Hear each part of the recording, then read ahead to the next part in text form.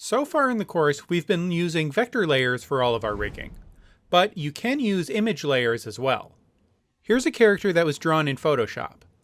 We'll look at the workflow for importing Photoshop files later, but what you end up with is all of the layers from your Photoshop file as separate image layers here in Moho. Now for the most part, you can rig a character made up of image layers with bones just like we've done with vector layers.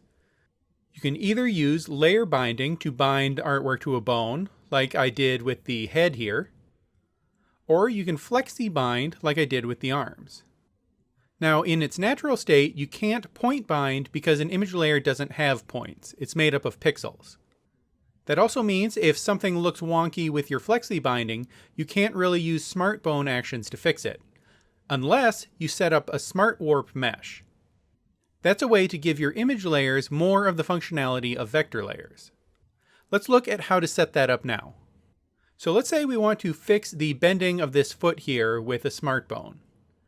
To do that, we'll set up our own transformation mesh so we can control exactly how the image gets distorted by the bone. Let's find this layer in the Layers palette, and I put it in a group for just this reason, because we need to add a vector layer. And we're going to use this layer as the basis for the distortion mesh.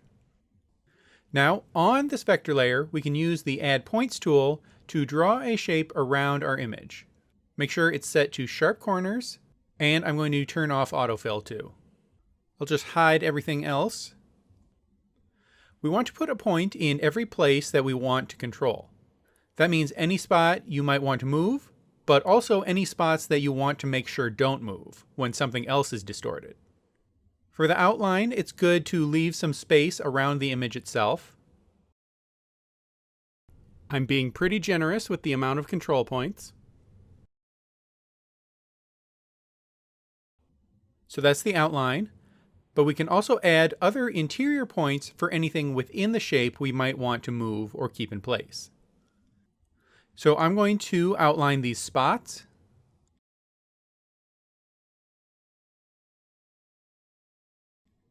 And the shadow line here.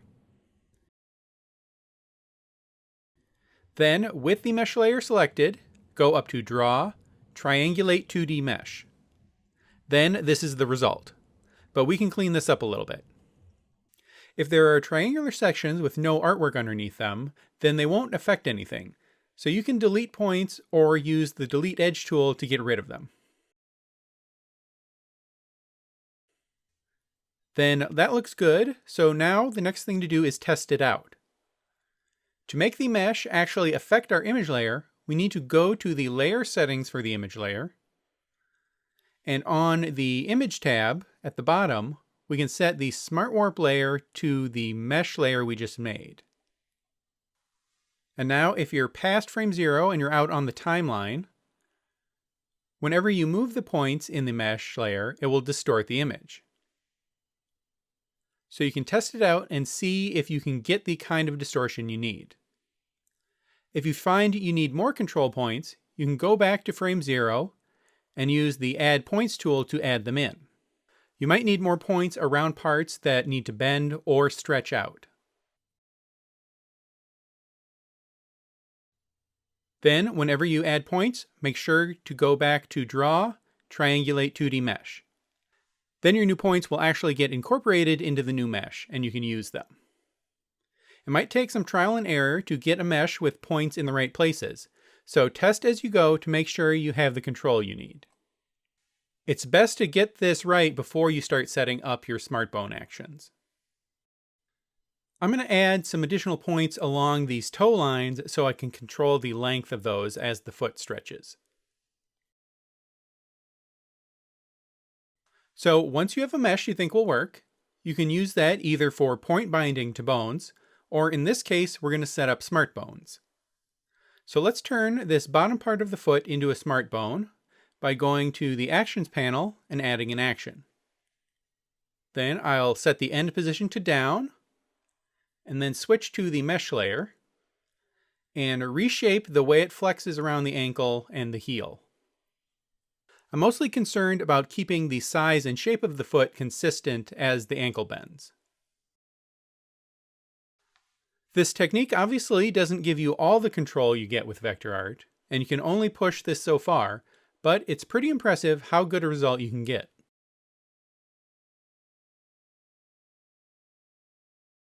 Then I'd better add another action for the foot bone going the other way too. This one doesn't need as much work. We just want to make sure the leg doesn't get narrower when the foot pushes up on it, and we want to make sure the foot doesn't flatten out.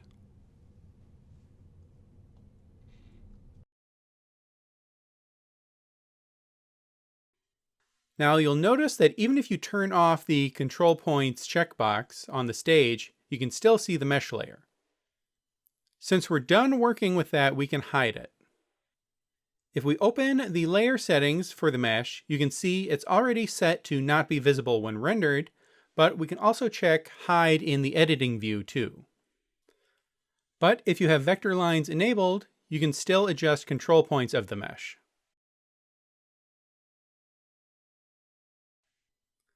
Now I'm going to set up an action for the shin too, and adjust how the thigh flexes.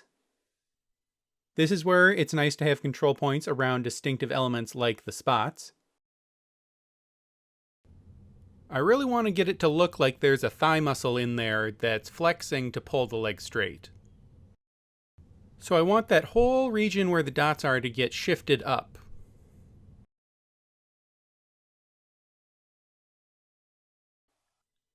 Okay, then I'm going to do one for the thigh itself to fix this bad cramping up issue, and how the leg stretches along the bottom.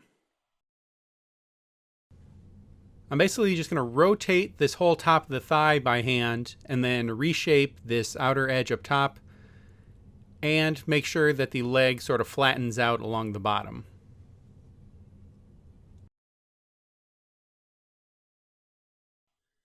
Cool. Now we can come out on the timeline and check how the leg flexes now.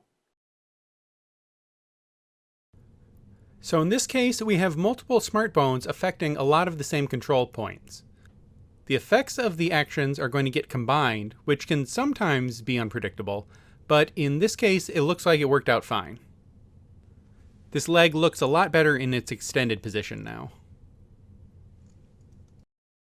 If you download the finished version of this rig, you'll find that in addition to fixing the bends on the other limbs, I've done some other fun stuff with smart warps.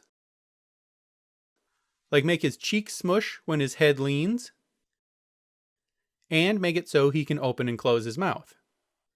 If you select a bone, it will highlight the actions associated with it in the Actions panel, and you can go inside each action to just see what that particular action does.